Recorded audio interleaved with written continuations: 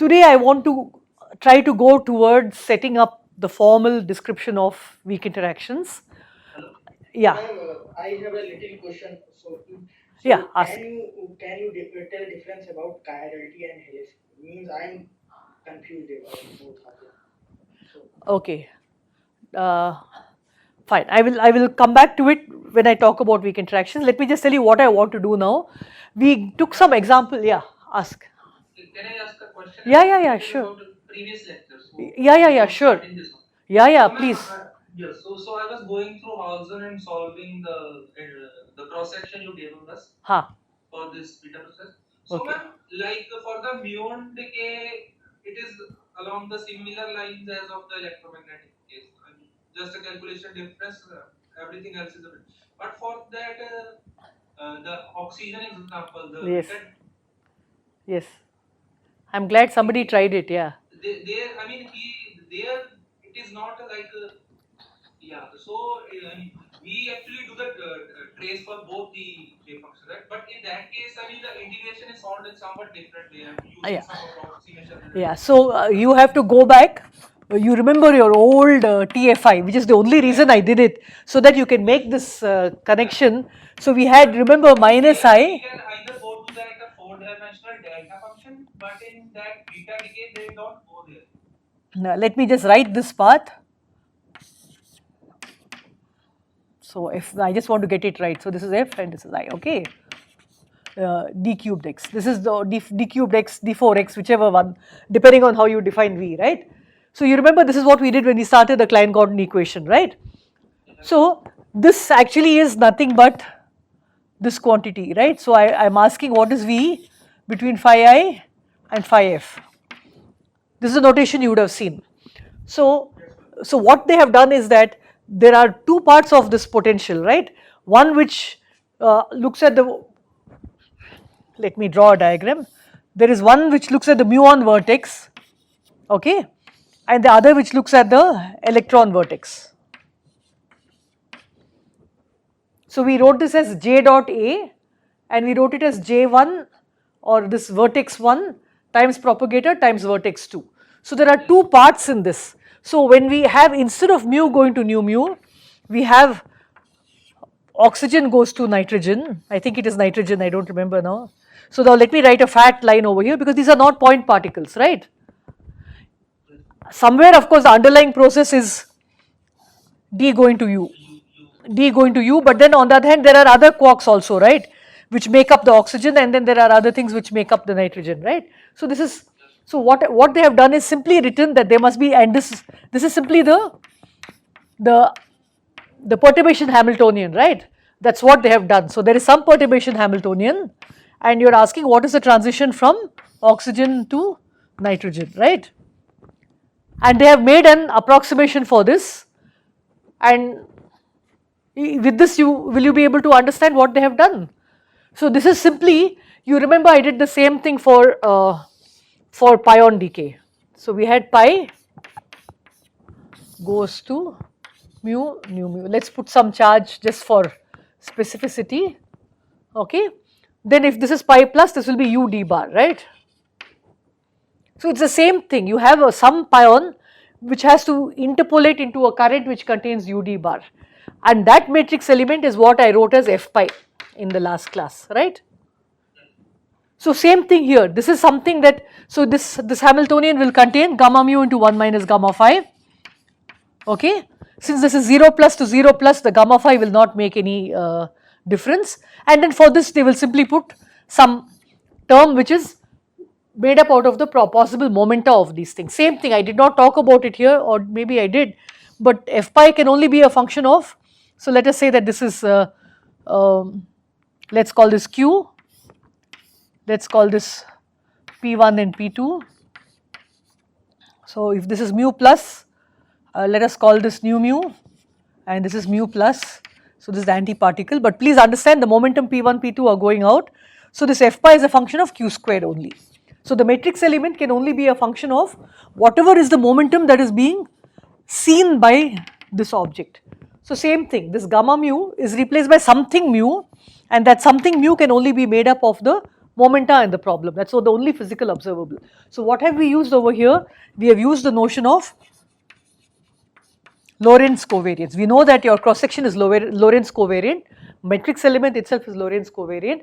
So whatever it can be, when I do if I could actually solve this exactly, integrate out everything, what will be left over is only the dependence on this transfer momentum Q. And that's how this whole thing is set up. Okay?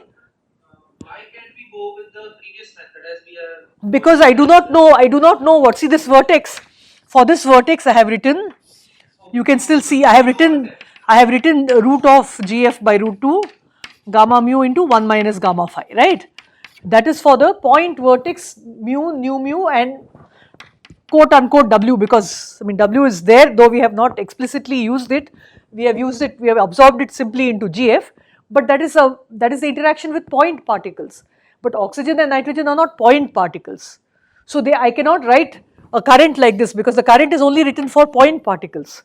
So I can think of this as a yeah.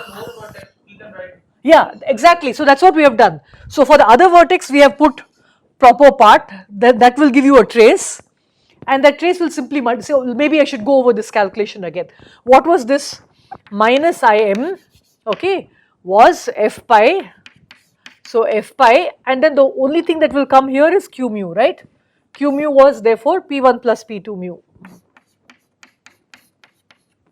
So that whole vertex can only be a function of some momentum, and that momentum is simply Q mu, which I write as P1 plus P2 mu. And here I will write the entire part. Let us call this P1 and P2. This is the antiparticle. So I will have U bar 1 gamma mu into 1 minus gamma phi V2. Can you still see this part of the board? I hope you can. Yes. Yeah, okay, fine. So good. So this is what we did. So we wrote one approximation for the vertex containing non-elementary particles. So this is the pi. Okay, so this blob is a pi. Right? And the other part we wrote as an elementary vertex which has interaction between elementary particles.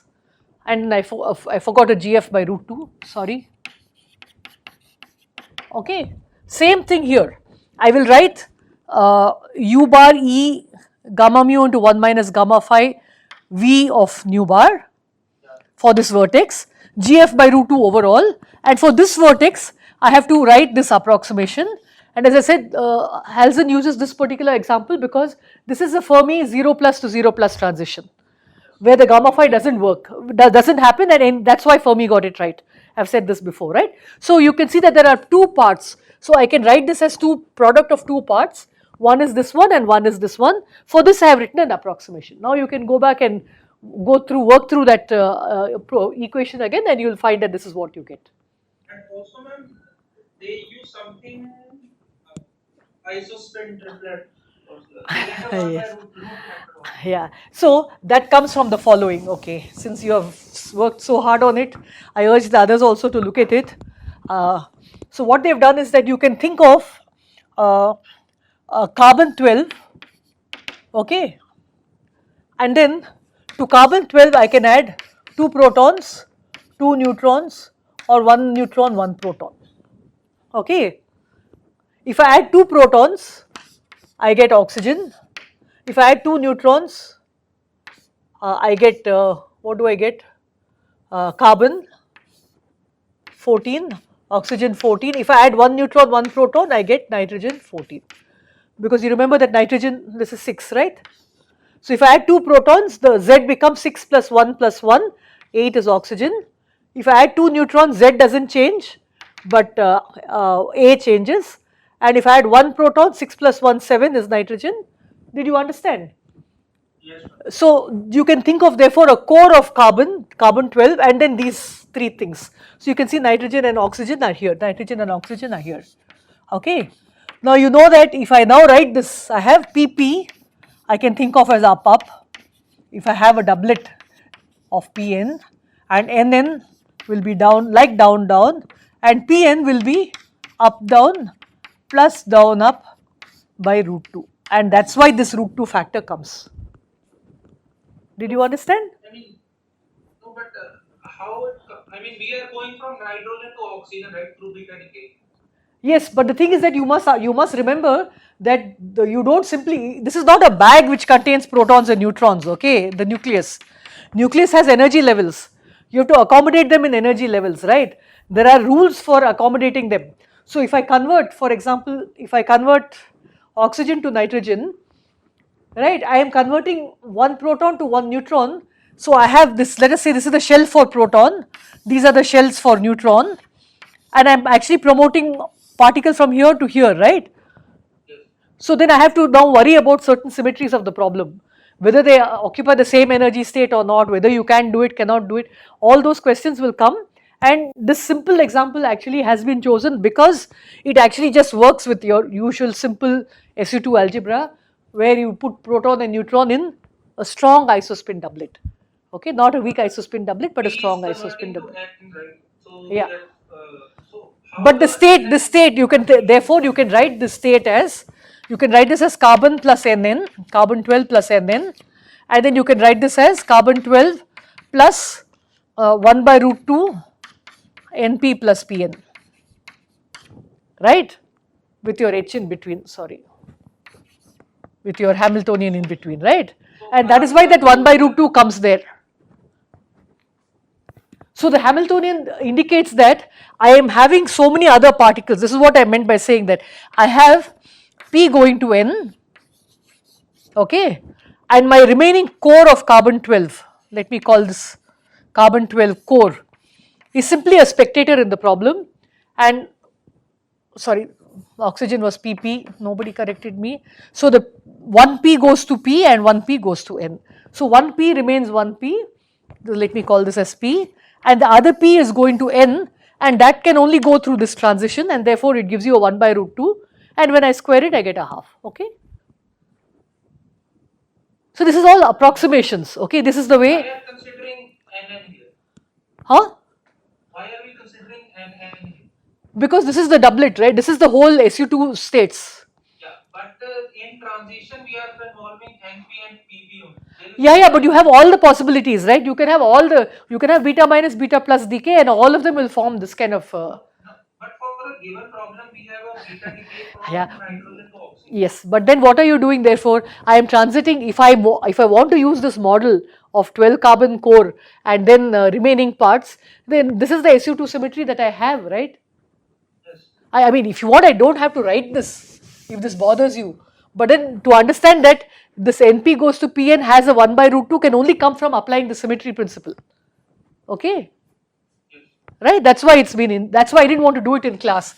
First of all, you must understand therefore that, you remember I wrote GF down from beta decay, right? It's very, very hard to, because these nuclear matrix elements, so this is called a nuclear matrix element, right?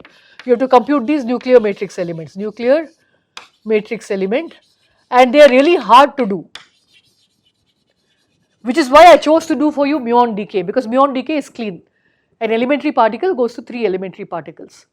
But we also want to show that originally what was observed was beta decay, and what I am progressing towards, and I am going to continue that now, is what I am progressing towards is to show that there is mixing between the D and S quarks. That was what I started doing in the last class, and that can only come by comparing the GF of nucleon decay and the GF coming from muon decay, and last class I told you that they were a little bit different from each other, and we were trying to understand why.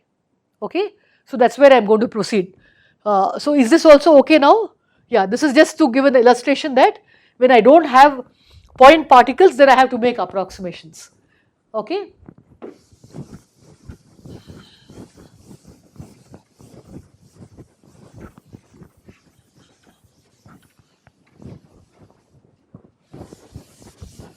Yeah, so once you write down the matrix element, squaring it just involves some traces, and I am sure you can do this, right? So you get some answer, and then I told you that this explains actually why pi, I took the example of pi plus goes to mu nu, and to E plus nu E was suppressed. Okay, and now I am going to come to this question about chirality versus helicity. So chirality, that was the question somebody, I think Vaibhav asked. So chirality is simply the eigenstates of gamma 5. Helicity are the eigenstates of sigma dot unit vector p operator. So this is called H usually. Okay. Now what we did using the Dirac equation was we showed that, let me take a state psi L, which is 1 minus gamma phi by 2 psi. Then absolutely the chirality is minus 1, you can check that. And if I had taken psi r, I would have got plus 1. And then we have to ask, what is the relationship between this and helicity? There was a problem in the midterm exam that if you have 0 mass, then sigma dot p acting on psi L massless is also minus 1 times psi L. Okay. But if the mass is not 0, then there is a plus, I think it's m by 2e, I don't know what it is, I don't remember, either m by e or m by 2e times psi r. Okay. So what it means is, so it's not an eigenvalue, first of all it's no longer an eigenvalue equation, because left hand side is psi L and right hand side has psi r also. Okay. So that means that the in mass going to 0 limit, then the helicity operator and the chirality operator both give you the same answer. Same, I can rewrite this for R and L, okay. But the moment there is a mass term involved, then the two differ, and the two differ by the extent of the ratio m by e. So as m goes to m is small compared to e, then of course you will recover this result that chirality and helicity are the same thing. Now let me look at this pi goes to e plus mu e versus pi goes to mu plus nu mu. If you remember, when I worked out the matrix element, I highlighted for you that the matrix element was proportional to the, I did this one, I showed you that the matrix element was proportional to mass of the muon and of course mass of the neutrino if it is there, okay. There are two terms, it does not matter, okay, but it has to be proportional to the mass of the muon. Yeah. Ma'am, I know these mathematical definition. If I want to explain these. No, just wait, just wait, I have not finished, okay. So why is it? So therefore this gets suppressed because that instead of mu, you are going to have me over here. Now the way to look at it is to write this down, say in the rest frame of the pion. So I have a pion over here, okay, and let us take mu plus, I don't know, whichever way you want, nu mu. Okay, now pion is, what is the spin of the pion? It's a pseudoscalar, right? So spin is 0, right? So there are two possibilities, right? This possibility, so let me call this the spin direction. Spin is always a double line, okay? Or I have this possibility. So the spin of the muon, this is the spin of the muon and this is the spin of the neutrino, can either be this way or this way. There are two possibilities, right? Now for all intents and purposes my neutrino is massless. When my neutrino is massless, I know that my neutrino is left-handed because it's a weak interaction, right? So that means that one is not allowed because left-handed means that the spin and the momentum have to be opposite to each other because the left chiral state is equal to the helicity minus state. Did you understand this now? What is happening? We are looking at helicity here. This is the chiral state. When this is massless, the left chiral state is the left helicity state. So only this is allowed. So that means I have nu mu L only allowed. So that means this is not allowed, this is allowed. But what is this? This is mu plus L, because the helicity and the spin and the momentum are opposite to each other. So they are opposite to each other. So now we have to do a little more work. So maybe I will do it the other way around, because do you remember that, okay, let me write it down. Do you remember that if psi L is 1 minus gamma phi by 2 psi, then psi L bar is psi bar into 1 plus gamma phi, okay. Maybe I will do it with the other way. Let me do it with mu minus nu mu bar. Sorry, it becomes easier that way, otherwise you have to go through that jungle of So here is your pion, sorry, I will just start it again. So now I have pi minus goes to mu minus nu mu bar, nu mu bar and mu minus, right.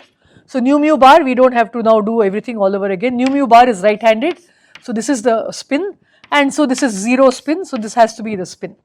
Okay. So now we are saying that we are taking, we want the helicity of muon to be equal to +1 because we want the spin and the momentum to be aligned. But this is a weak interaction and mu minus is a particle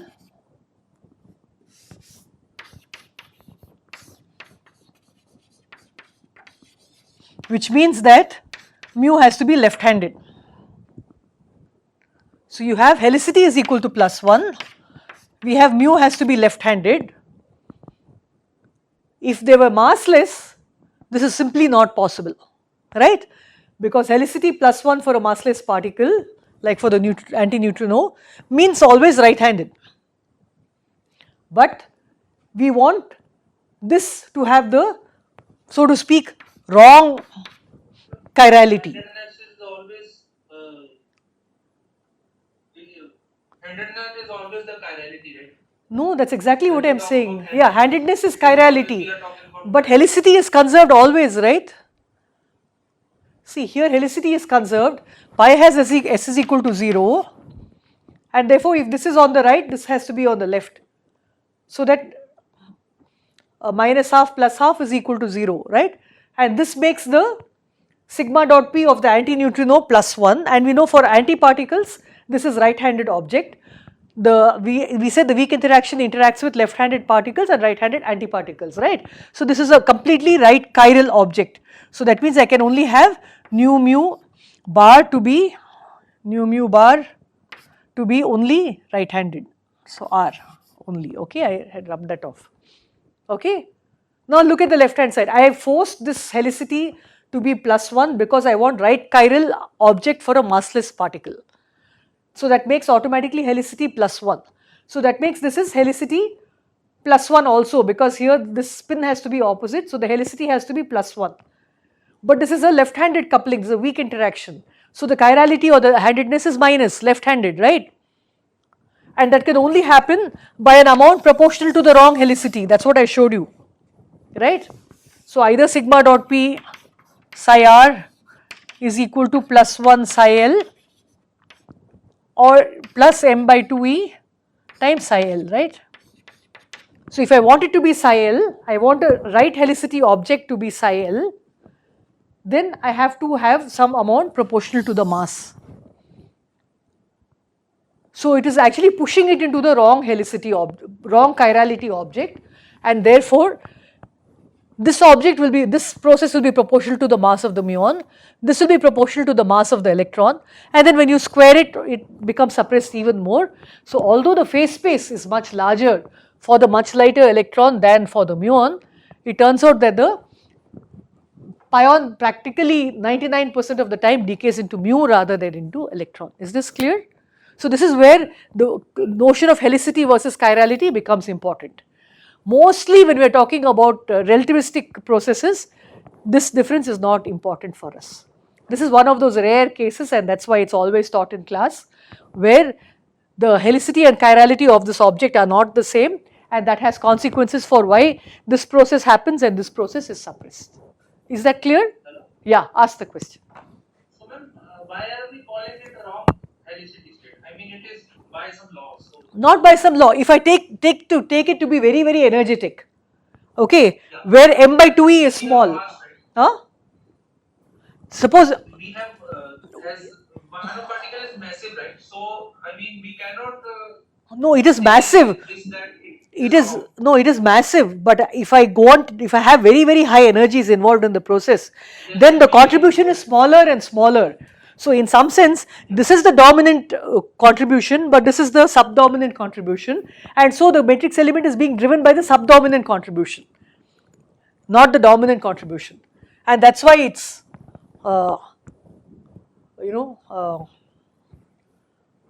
okay, maybe wrong, I don't know whether you call it wrong, but a different helicity, because usually when you say helicity of an object +1, you assume its chirality will be right handed. But here you have helicity +1, chirality left. So there, in some sense, there's a tension between the two, right? But but it is due to mass. I mean, because if there is no mass, then we don't have any problem. If there's no mass, this process it would not have decayed. But If muon had been massless also, pion would simply not decay. Please understand this. Because the answer is proportional, the d gamma of this, the gamma of this process is proportional to something like this, right? So if the particle is massless, simply will not decay. That's what I mean by saying it's gone into the, it requires the wrong chirality for that helicity. And that keeps getting suppressed as the energy increases more and more. Simply will not happen if your mass is 0. So that is exactly what I am saying. Because the mass of electron is closer to 0 than the mass of the muon, therefore this is much more highly suppressed than this. Is it clear? Okay, let me go on from here. Are there any other questions from the last class?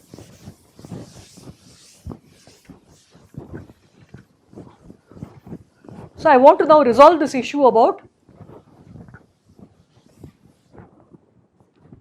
let me see, what else was I supposed to say about this? No, yeah, I didn't finish this calculation, but you can finish this yourself, okay? I think I think I wrote down the answer somewhere. Yeah.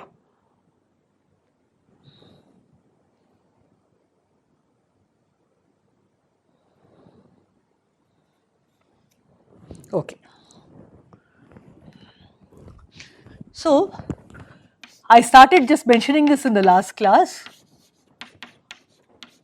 Just like you have this decay, you also have the decay of same thing on the right hand side. Okay.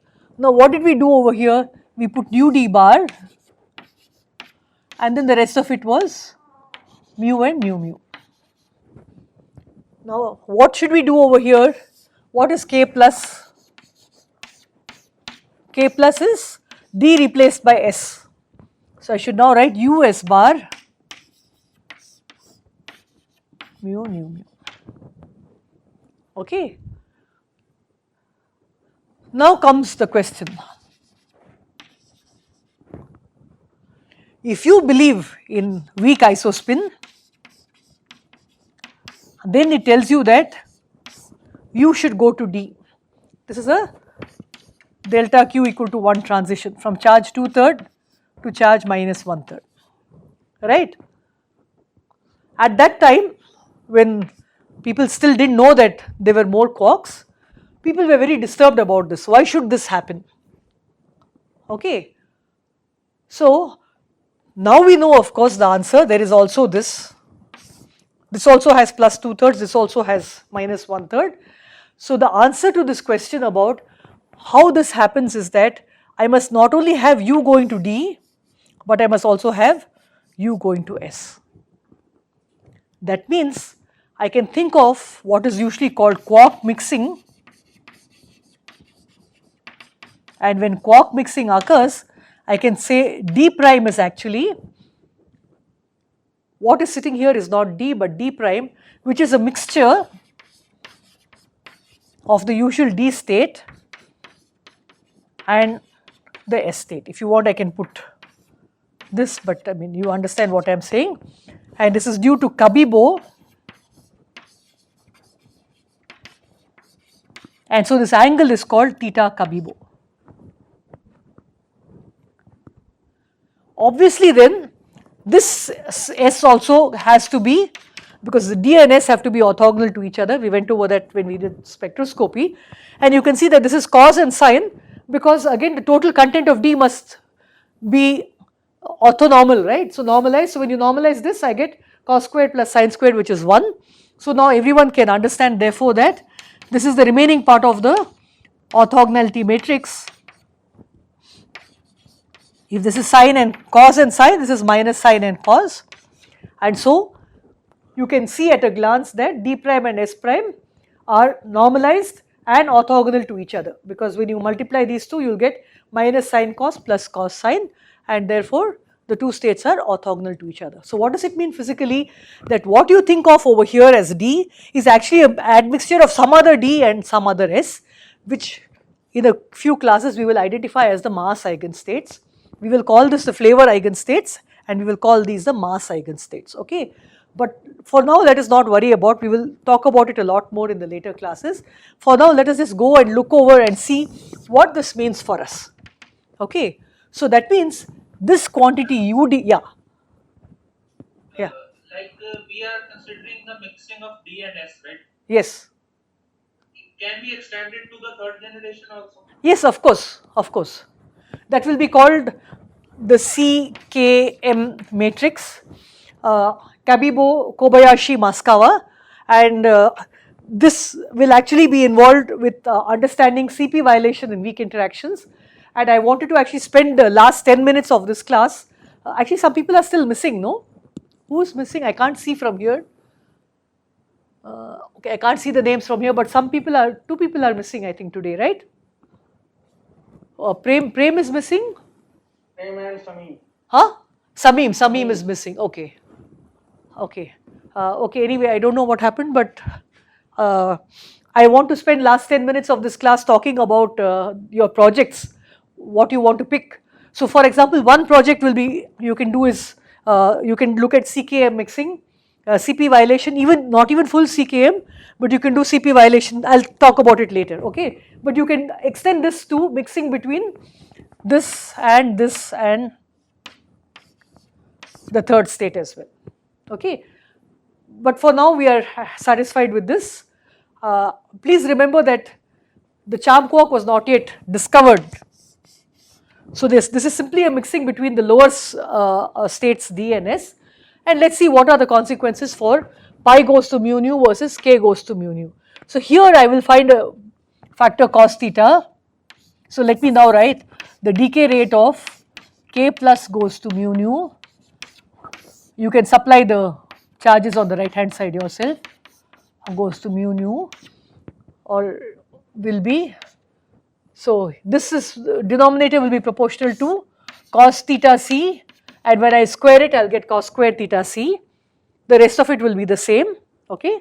And if I look at u going to S bar, so I will have u going to S bar will have sin theta c, so I will get sin squared theta c, and in the remaining there is a lot of kinematics and other stuff will look the same, okay, except the energy available in the process is different, because this will have mk and this will have m pi.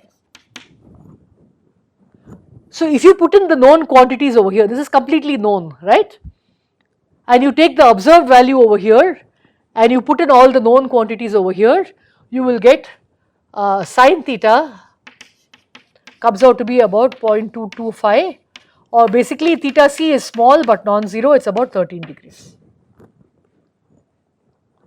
Okay? How did we get this range? I don't know. This is the observation. So you take data for the left hand side. The right hand side you written sin square by cos. Because this quantity, this d over here is cos theta times the d.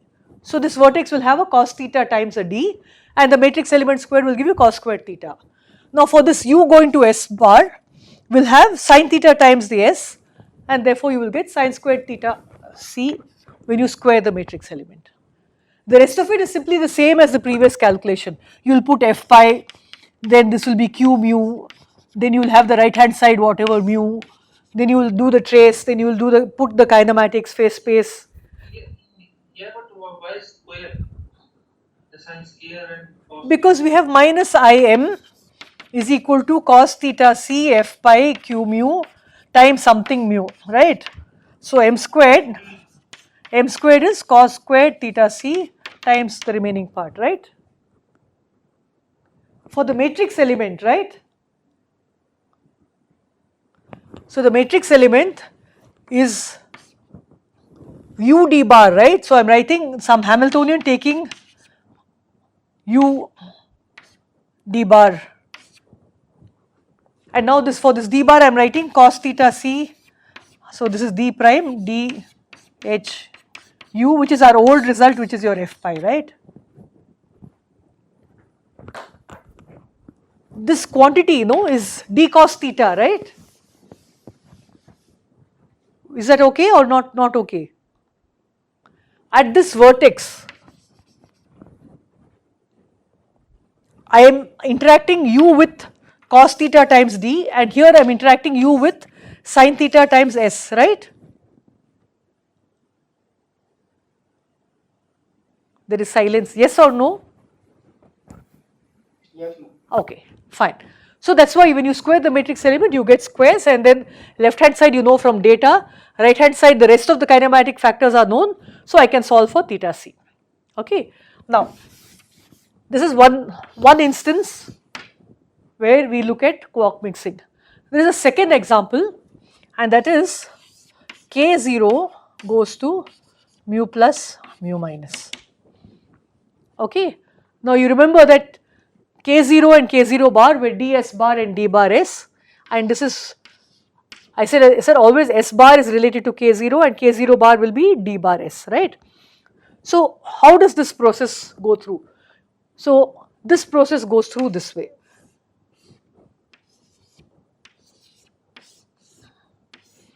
So let us say this is d, s bar, let us say this is mu plus, this is mu minus. So now we know this is a w, so d goes to, let us say, w minus. So what will be over here? U quark, right? And u goes to s bar, so this will go to w plus, and what is the vertex over here? U s bar will have a sin theta c, right? And what will be here? Can anyone guess what is this particle here? If this is w minus and mu plus, sorry, this is d goes to u bar, so this is the plus object. So this is mu minus and this is mu plus, okay. So if this is w minus goes to mu minus, what is left over?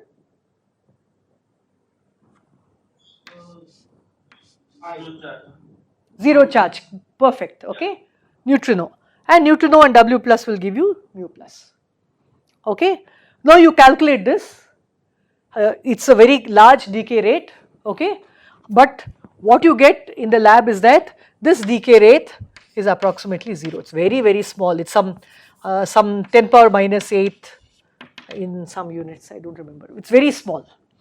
So that is the second puzzle. The second puzzle requires the same ideas of quark mixing.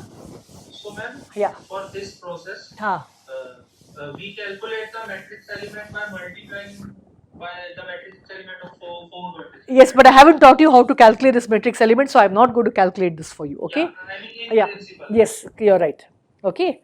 These are all point objects, these quarks are now point objects, you can just simply calculate it. But the thing is that we expect that this is a well allowed process, there should be no problem with it, but it turns out that the decay rate is really small. And the next person to come on the scene is 3 people. So this is Glashow, Iliopoulos and Mayani, it's called the Jim mechanism. They predicted that there should be one more quark which they called the charm quark. And how does this solve our problem? We had this process. Now on the right hand side there is no problem at all. On the left hand side we had ds bar and we had u. So charm quark, let me finish this, is called C. So now you can see that the right hand side remains the same, but I can now have d goes to C and S bar, okay.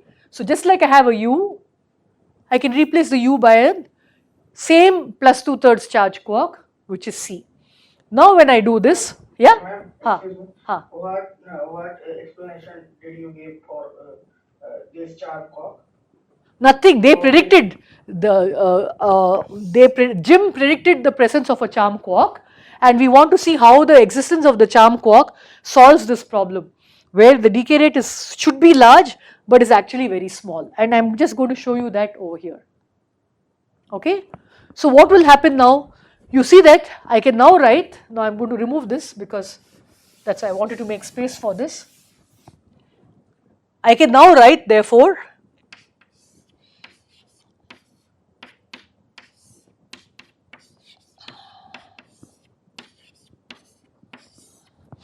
where UC was cos theta sin theta minus sin theta cos theta. This is the Cabby-Bow angle, right? This is the same equation over here. I have just written it in a form like this, and now I also have U and C also as a doublet. So now I can think of this matrix element as having UC times ds. These are the transitions that I have. So before I write it down, let's just do the counting. What is d goes to u? D goes to u will have cos theta c. What about u goes to s? Will have sin theta c. Now the right hand side is the same on both sides. The matrix elements will add their identical diagrams, right? So plus, now C has to go to D. So now let me write that down here. So let me write, so U bar C bar goes to D prime S prime, which is, what is D prime? Cos theta D plus sin theta S, and this is minus sin theta D plus cos theta S. So this will be U bar into this quantity. So U bar into cos theta D plus sin theta S, and C bar into minus sin theta D. I hope you can see the bottom of the board, right? So what is the interaction of C with D? Is minus sin theta, right? And what is the interaction of C with S? It is plus cos theta times the remaining part of the matrix element, right? I have not written that. So you can see that this is cos sin into something, this is minus sin cos into something, and if the somethings are very similar, what will be the difference between the somethings? Here this is the mass of the U quark will appear, here the mass of the C quark will appear. The C is heavier than the U. If they were exactly the same mass, then in fact this matrix element will be exactly 0, but since it's not 0, it's just small. So what have we understood here? I have quark mixing to understand the reason why K plus goes to mu nu is smaller than pi plus goes to mu nu, and why K plus goes to mu nu at all, because of quark mixing between D and S quark. Once you have the quark mixing, you predict another quark called the charm quark, and that also explains why K0, this is the process, K0 goes to mu plus mu minus is so highly suppressed. Now the final thing is that, now okay, so okay, now yeah, so now you go back and ask this question. I had neutron decay, which is the usual beta decay, and I had a rate for that, and then I had the rate for muon decay, and this gave me GF, you remember, was about 1.136 plus minus something into 10 power minus 5 by mn squared and GeV squared, and this gave me, so this, let me call it from beta decay, and GF from mu decay was 1.166 plus or minus something into 10 power minus 5. Now you look at this, what is happening here? This is actually underlying processes, D goes to U. But what is our D now? D is simply D cos theta, right? So this process actually is proportional to, so this process D goes to U, this is E nu E, versus mu goes to nu mu, and the remaining part is the same. Here this matrix element is proportional to cos theta, and the square will be cos theta squared. So GF beta and GF mu actually differ, because if you consider that the weak coupling constant is universal, then we find GF beta is the universal GF universal times cos squared theta c, and there is no mixing in the weak, in the lepton sector, So GF mu is simply GF universal. So therefore you get cos theta, sorry, GF is cos theta c. GF is coming from the matrix element and not the matrix element squared, okay. This implies cos theta c is 1.136 by 1.166. You can take your calculator and find, okay. So now what you have is a body of evidence for quark mixing. What is the body of evidence? The first reason to look at quark mixing came from here, came from this process, which was k plus goes to mu nu versus pi plus goes to mu nu. You don't expect this to occur at all. It occurs because of mixing between the d and s, and though this is small, this is non-zero, and that gave you the mixing to be around theta c, Cabibbo angle to be 13 degrees. Next, along with mixing, you have a reason for concern because this k0 decay should have been large theoretically, but data tells it's small, and then if you predict the presence of a C quark along with quark mixing over here, then you get agreement with the data. So this is the second piece of evidence. And the third piece of evidence, you go back to your beta decay, that small discrepancy between GF as calculated from muon decay and GF as calculated from beta decay again gives you the Cabibbo angle of 13 degrees. Yes, yeah, ask the question. So ma'am, I lost the connection at that the diagram you were explaining. So how that argument came to zero? Here, because the vertex here, d to u vertex is cos theta, u to s is sin theta. Here d to c, here d to c is minus sin theta and c to s is plus cos theta. But that is C bar. It does not matter, this is just a conjugate of that, the minus sign will not change. This is a real matrix, right? It's an orthogonal real matrix. So whether it is u to c or c, I mean whether it is, see whether it's c bar u or u bar c, it's going to give you the same matrix element, right? No, sorry, c bar s. Whether it is c bar s or s bar c, that same vertex will come, doesn't matter. But we are taking the product of the matrices. No. See, this is same the question that you asked last time, right? No. This vertex has a factor cos theta. This vertex has a factor sin theta. No, in the corner, right corner, where the matrix, you have written the matrix. This one. No. Here. So, This one. The matrix. Yeah. So we are taking the product, right, of the two matrices. I mean, what does this mean? And how we get the proportionality factor? How did you get the old answer? How, okay, where can I rub? Okay, you understood this argument, right? I need some part of the board. Here, what did we do over here? This is our usual beta decay, right? Which we wrote as gamma mu into 1 minus gamma phi. And then what do we write?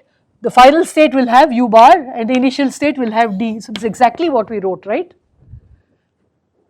Right? So I am not writing the gamma mu gamma phi parts, I am only writing the u bar d parts. So what we are doing is now instead of u bar I am writing u bar c bar.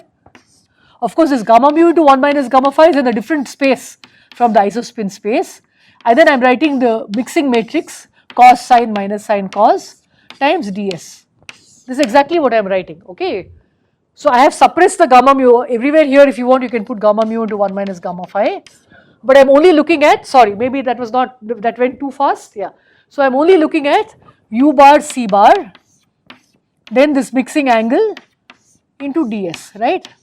So due to this mixing, we are getting. I want to just finish. So please understand there's always a Hermitian conjugate, okay? Because see this is u to s bar or u bar to s, both will be there, right? So this will be d goes to u with w minus. There will also be u goes to d with w plus, right? So this always is there. So that also should not bother you, okay? This happens due to the CP conservation. Correct. Not CP conservation only, but the Lagrangian no has to be Hermitian, right? That we have not written Lagrangian. See, you must understand. Somewhere in the back of my mind is a Lagrangian.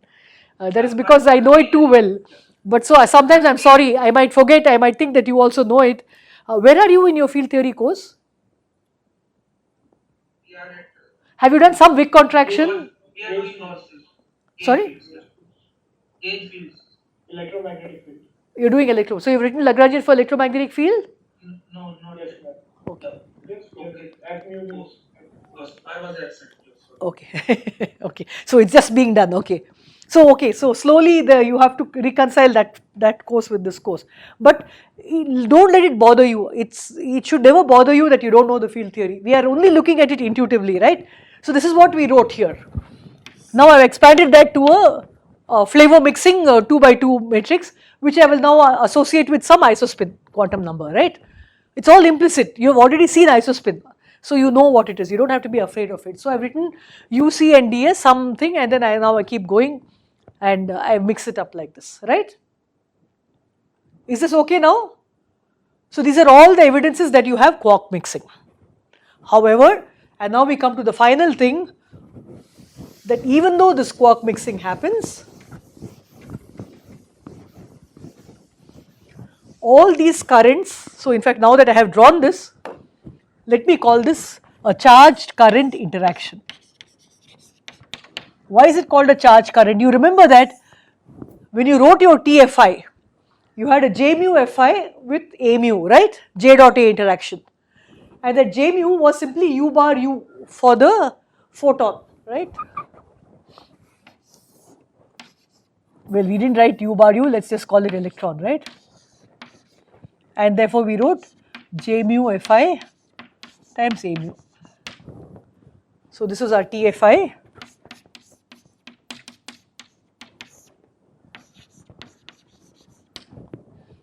And this current you can see is a neutral current. And that happens because your photon is neutral, so E minus goes to E minus, E plus will go to E plus, and that current is a neutral current. However, here D quark is minus 1/3, U quark is plus 2/3, same way over here. So delta Q is equal to 1, that's why the mediators are charged. So it's called a charged current interaction. Today we know that apart from W plus W minus, there is also a Z boson which also mediates weak interactions. And therefore I should be able to write a diagram which has E, Z just like this. Or of course I should have U, Z or D, Z, and you can keep writing more and more, okay. However, since I have now mixed these quarks, my D prime S prime is some mixture of D and S quarks, then in principle I should also be able to have, see this is minus 1/3, this is minus 1/3. So this is Z0. As far as charge is concerned, this is still a neutral current. But a D quark is going to an S quark, and this is called a flavor changing neutral current. So this is called FCNC for short, okay. But data shows that FCNC does not exist or do not exist because so many currents are there, right. So does it mean that now we are getting into a problem with this mixing? The answer is no. You can still save your mixing because of the following.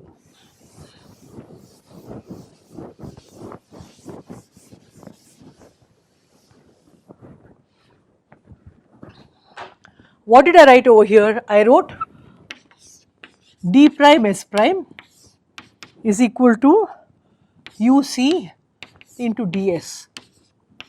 Let me call this D1 and D2 and D1 prime and D2 prime. So I can write Di prime is equal to sum over U, let me forget the C because it make it difficult for me to write, Uij dj. This notation is clear?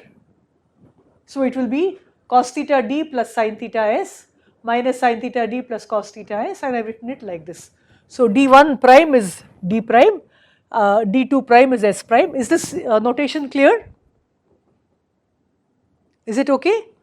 So now what do we have? What did we have earlier? We had a u bar c bar, some matrix and some other whatever, and let's call it just d prime s prime, right? This is I don't want to worry about what is over here, some gamma. Now if I have a neutral current process, I should have a d bar s bar, some gamma which won't bother us, I mean all primes, and d prime s prime. So I am saying that this should not allow d to s or s to d, but it should allow d to d and s to s. So how do we see this? The best way is to see it in a compact notation. How do I see it in the compact notation? Therefore, I am interested in d bar d, right? And I am asking what is d bar d ij. Let us that will be.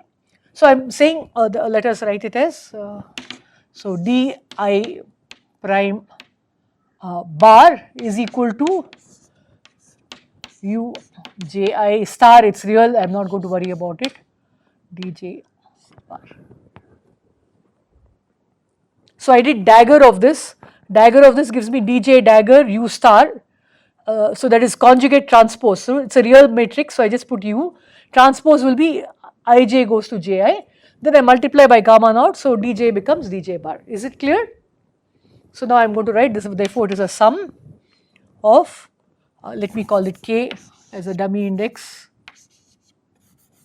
k. Okay. So this will be dk bar uki coming from d bar, and this will be uij dj. Is this clear? That will be dk bar. Now what is, sorry, there is a dagger here, I forgot. Maybe I can just put the dagger. I put the dagger, but it's not required actually, forget it. So I have u kj dj. But what is, this is an orthogonal, actually it's unitary and orthogonal matrix. So what is u dagger u? Because there's a star over here. The star doesn't matter, so I dropped the star, but just so that you don't get mixed up. Okay, what is u dagger u? 1. So it's just diagonal matrix, right? So this is delta kj. So this will simply be dk bar dk. Did you understand this? So what does dk bar dk mean? The d prime I and j will only allow k is equal to 1 comma 2. So this will only allow d to d when k is equal to 1 or s to s when k is equal to 2. So automatically by writing the admixture in this way, where the matrix here is orthogonal, by the way, when you have 3 by 3 it will become unitary. Here it is just real, it does not matter, it is, you can still think of it as a unitary in general. Then because of the way in which you have implemented this mixing, there are no flavor changing neutral currents. That means that you only have d goes to d or s goes to s, but you will not have d goes to s or s goes to d, and such things have not been seen. Okay, so this is, so you can see what we are doing now.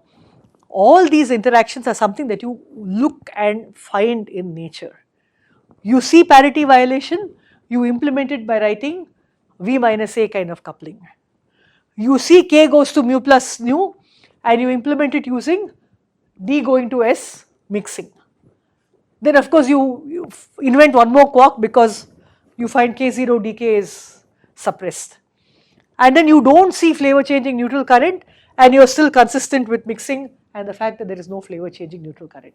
So all these, it's like jigsaw puzzle, you know, each data point gives you a different way to look at this interaction and different terms and constraints on what the interaction matrix element could be. So we are going to take all these bits and pieces now, and we will go back to writing. So now this is really all the pieces of this thing. So we understood already parity violation from Wu's experiment. Charge conjugation we saw from pi dk, and from pi dk we saw that combination Cp is conserved. Okay, and then now we'll do k0 bar mixing using this quark mixing, and we will write the 3 generation CKM matrix, and we will find that Cp is violated by a very small amount, 2 parts in 10 power minus 3. Okay, so all these now have, so that can be implemented through quark mixing. So this brings us to quark mixing. This gave us V minus A interaction term. This gives us quark mixing. Okay, so now all these elements are there, and now we have to simply write a Lagrangian keeping in mind all these facts that we have observed. Okay? Hello? Yeah, ask. So ma'am, in that di prime bar and dj, Ha. there is a summation outside, right? Yeah, the summation over k and summation over j, right? Yeah, and maybe delta cuts the one summation, so we have left with one. Yes, yes. You can, So I ha. think for a given, I mean d and d, so Yes. it will be sum, right? Yes, it is a D sum. plus u. Yeah, k is a dummy index. Sorry, whenever there's a dummy index, the assumption is that it's summed. Okay, I know I don't. Repeated indices are summed. So if k and k repeat, then of course it is always summed over. If you want, I can explicitly write k over here. It means that if I have an interaction between, let us say d1 and d2, it is still d bar d plus s bar s. And if I had d2 with d1, it is still d bar d plus s bar s. It's a sum of both. You cannot distinguish the two. Both will be there. Both will be allowed, obviously, right? Both will be allowed, but the cross terms will not be allowed. dd, ss will be there, ds and sd will not be there. That's what I'm telling. But that summation, so repeated indices just get summed, okay? So this is sum, you're right. Explicitly I put a k now, okay? Is that clear? So is this general notion of what all goes into weak interactions clear and why they all go in? So if I had simply written the Lagrangian on day 1, you wouldn't have been motivated to understand why such complications happen, okay?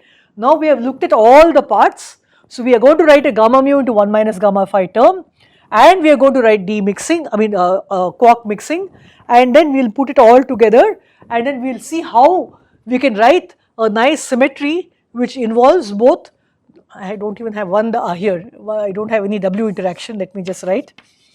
How you include both W and Z into a nice symmetry property and then write the current interacting with respect to that symmetry, okay. So that will be the way we will actually now formally write the Lagrangian, but once we formally write the Lagrangian, that will give us no more information than what we already have.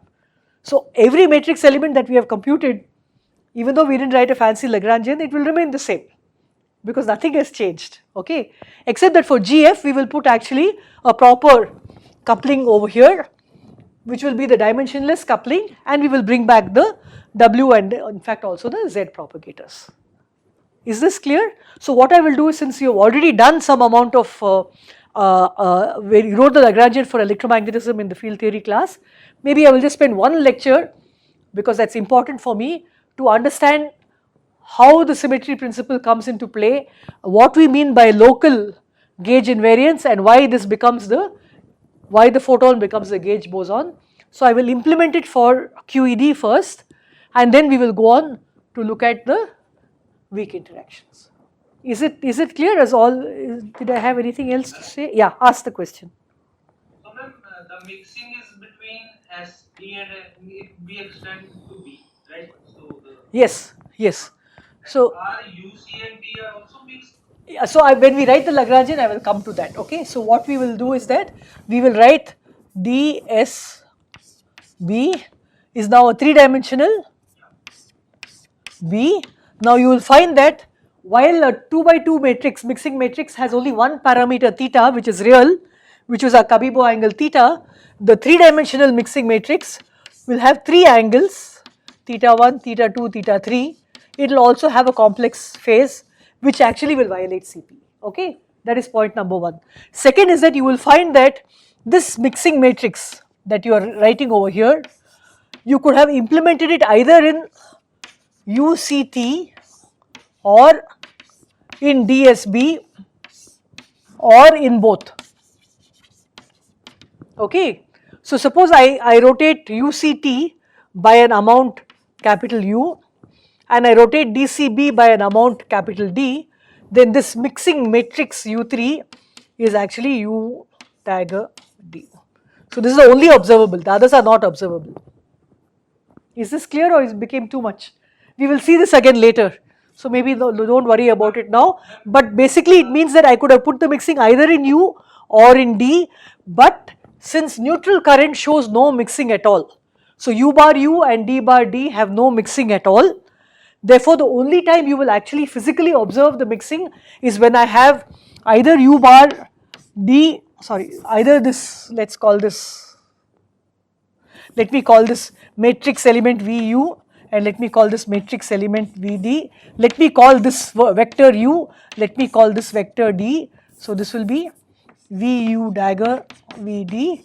So only if I have terms like this or d bar u, only then this mixing matrix, mixing is actually visible, because we have shown that neutral currents, there is no flavor changing at all, and therefore whether I put the u, put it here or put it here, you can see that therefore only the V dagger, because u bar will contain V dagger and d will be the combination that will show up.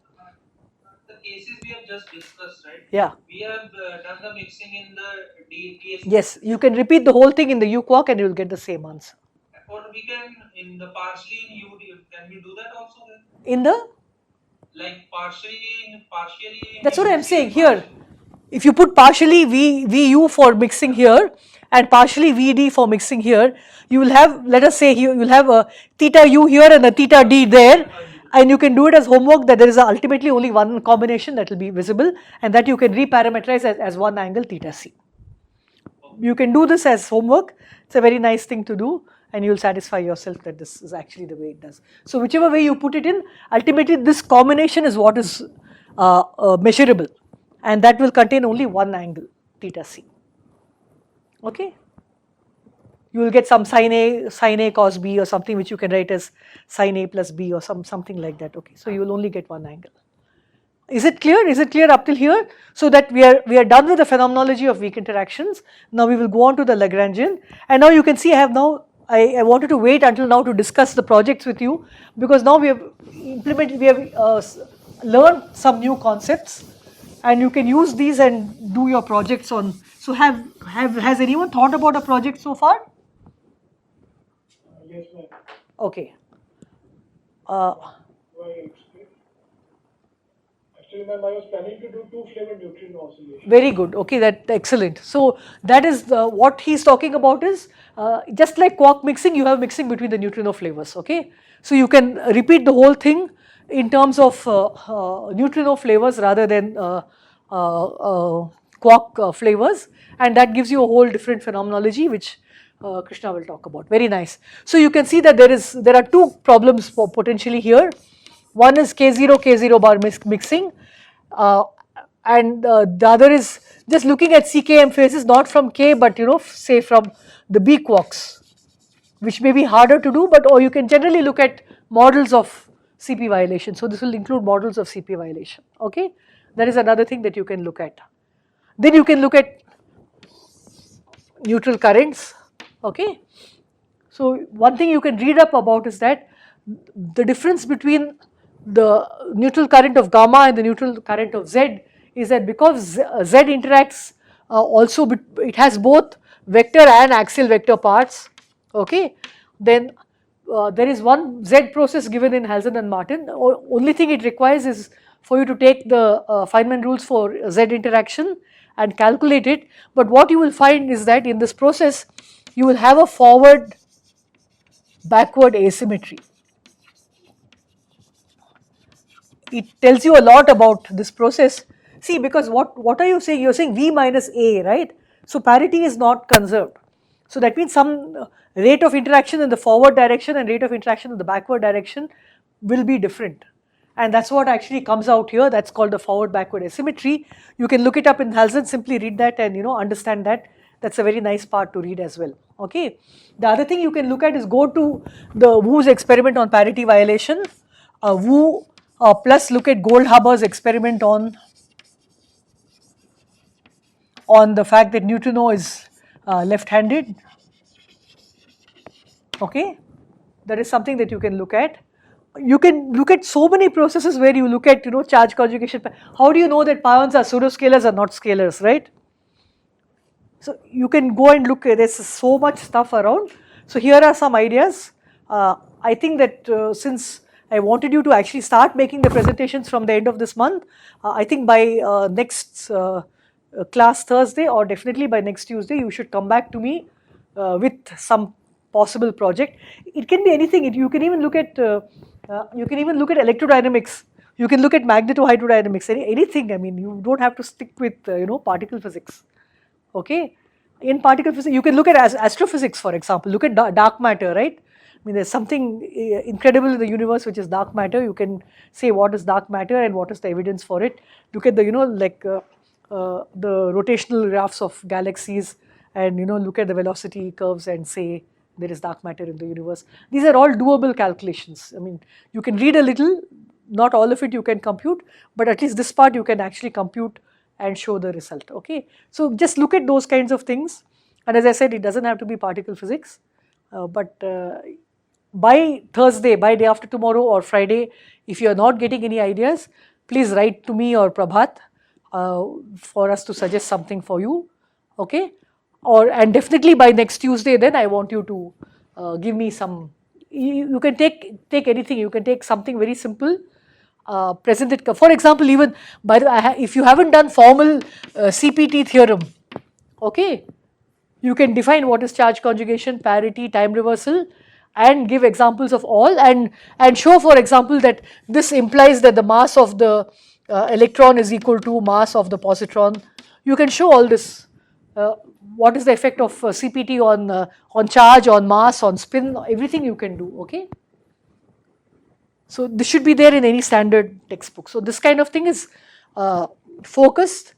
It will help your friends understand some aspects of particle physics, or not all of which I could do in class. Or if you don't want it to be related to the syllabus, as I said, you can take up dark matter, you can take up black holes. After all, got the Nobel Prize this year. You can take up really anything that you want. Don't make it too wishy-washy and a lot of words. Make sure there's one core simple calculation so that it will help people understand what is the basic thing involved, and then you can say anything more that you wish. Is it clear? Will everyone try to? And will you tell Prem and who else was missing? I don't remember. Sorry? Prem is already inside. Oh, Prem is already here. Okay, I haven't heard him yet. Who else was missing? Samit. Okay, Samit. Yeah. So please tell him also that this is due, so that he will know. So just look at these things and get ideas. And I don't mind what it is. I mean, it should not be exactly what was done in class, obviously, but even if it overlaps a lot with what, as I said, for example, CPT I already gave as homework. I didn't give T. If you want, you can just do it and be happy and present it to everybody, and it will help you all understand. That is also the motivation of this thing. Okay, so it doesn't mean that only if you do very, very fancy things I'm going to give you good marks or anything like that. Okay, so that by Tuesday, if you have your topic, next Tuesday if you have your topic, then you will take 1 week to read up on it, and then from the next week on, after that, we will start having the presentations. Okay, is it okay? Okay. So when we can start the presentations actually? Well, this week will end on say 21st or something like that, right? So what is Tuesday? Does anyone have a calendar? Today is 17, right? So 24. Next week, 24, yeah. we have presentations for math also. First next month. For what do you have presentations for? Math methods. For math methods. Math methods. Okay. Next week Okay. presentation. Yeah. By the way, you can take up the topic in particle physics, use the math methods to compute it, and actually show a graph of some. Take the beta decay thing and code it in and show the graph of the electron energy distribution. No, but the No, topics it's for okay. math methods are actually given. Oh, they're given. Who's teaching? Oh, Sayantan. Okay. No, Sayantan doesn't leave anything to chance. Okay, fine. So he will be very specific. So I was Yeah. thinking if we can do it after one actually, in the week after one this time. Yeah, it will be the week. I told you, see, 24th is when you're supposed to give me the topics, right? So 1 week after that will be 1st December, right? Next. Don't push it too much, because that will mix up with your final exam, right? Your final exam should be somewhere December 10th or something. No, they are saying final exams are going to held only when we come to institute. Oh, who has said that? That was in the beginning. Yeah, Vani ma'am also said that in beginning also, and Shantan sir has also said that. No. Okay. Oh, I understand what you mean. That the actual exam will be held at that time, but the course will finish sometime, right? Yes, 18th December. 18th. Oh, then there's time. Okay, fine. Then we can wait. No problem. And 18th is the deadline because most of the teachers are extending, so if you want to be covering, if you See, want to attend, I'll teach more and more. see, there is we are looking. See, there is next semester has particle physics 2. Okay, and I am sure there can be particle physics 3, 4, and 5. You can just keep going on and on. Okay, so I want to give you a feeling for what is electromagnetic and weak interactions phenomenologically, how they are different from each other. And as I said, from now on, I will just show you how I can write such a Lagrangian, because after all, we are all going to be theorists. So how to extract this information from data and write a very compact theory with minimum number of free parameters, which will turn out to be actually, 19 parameters in standard model, but still that is the smallest number that you can think of, and write a theory which explains all the phenomena that we see around us. That is my goal. I am not going to do anything more than that, because I mean there are so many things, right? I mean I have to just there is nothing like completing any portions in this. It's all very. Take the second course. I don't think I'm going to take the second course. Normally the particle physics 2 is a joint collaboration between many of us, because it just makes it easier that way. See, advanced particle physics will be advanced. Okay, so everybody just teaches a portion which they work in. See, since all of us work in different areas, we just make sure that all those topics are covered. But next semester, I am not sure. I have some constraints elsewhere. So I may not be teaching at all next semester. But still, it will be a many teacher course. So many people will be teaching you particle physics next semester. Ma'am, so project will be from the from 7th that week, right? Yeah, 7th 7th. Yeah. So 7th onwards, yeah, if that is a Tuesday, we can have, I don't know, Tuesday. yeah, so I don't mind. The one thing I might want to do, and I have to probably just look at how much is left over that I want to see. I can't leave something in half. I want to write the Lagrangian for electrodynamics. I want to write the Lagrangian for weak interactions. Show that masses have to be 0, and then mix it with the Higgs boson, and show that you get masses out of the whole thing. That's what I'm going to do. Okay, so I'll count the number of classes. If I need all the classes till December 15th, maybe I'll request you to make your presentation in a non-class slot. Okay? Okay, ma'am. Yeah, but I don't want extra classes. I mean, you guys also need your vacation, so suppose I say that, 3 people present per class, right? Half an hour each, or even 20 minutes each should be all right. So say 4 people. So in 3 classes, we should be finished. And that will still account for if somebody wants to take extra time, they can take extra time. But, keep it to 20 minutes, 25 minutes, not more than that. Okay? Okay, ma'am. So there are 10 of you. And, So, how much class we have left for this course? yeah, I think that probably I need something like 8 or 9 lectures. That's what I was just counting, right? Yeah. So I have already decided. I told you that I won't do anything with the protons, form factors, deep inelastic scattering. One whole chunk I'm leaving out. Okay. See, there is no point stuffing you with information which you can't make sense of. Okay. I want you to go away from this course having learned something properly. But if someone is very keen, I can always give. See, because if I take up form factors and deep inelastic scattering, it will probably need 4 or 5 lectures. So conceptually, it's not hard, but it's a lot of derivation. And see, derivation on this online thing, wherever I have long, like for example, I never do usually trace calculations by myself. Normally, when I teach this course, every student comes and simplifies one step at a time, so that by the time you finish with it, you all know it, very well, and you're not bored because you're all engaged in it. I keep calculating and deriving, and you're watching, it's very, such a passive class. It's very boring for you people. And that whole subject will be more and more derivations. As I said, conceptually, everything is there in the FPy that I taught you. There's nothing more than that. There's lots more than that, but conceptually you have understood that. You've understood what it means that you don't have a point object, okay? But maybe somebody can present proton form factors as one of their projects. Then you can at least see what is involved over there, okay? How you find the size of the proton looking at these form factors. The Fourier transform will actually give you the charge radius of the proton. That's how we know proton is, 1 Fermi in size. that's something that you can take up and do, for example, as a project. But I think I should be done with some 8 or 9 lectures, which I think I have, right, till December 18th. Ma'am, you have 9 lectures left. Good. I'll make sure I finish in. Including the presentation. Oh, okay. I see. I see. Yeah, I think it should be okay.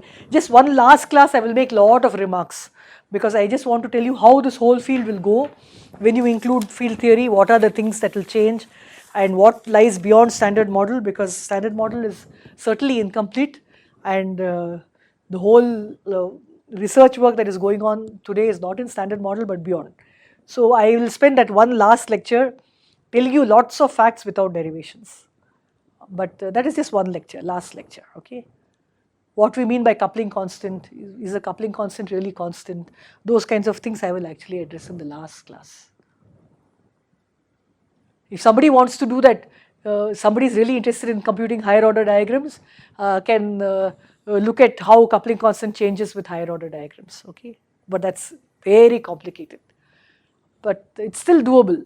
You can take it as a challenge and you can do it in maybe a week or so. I mean, calculation will take a week or so.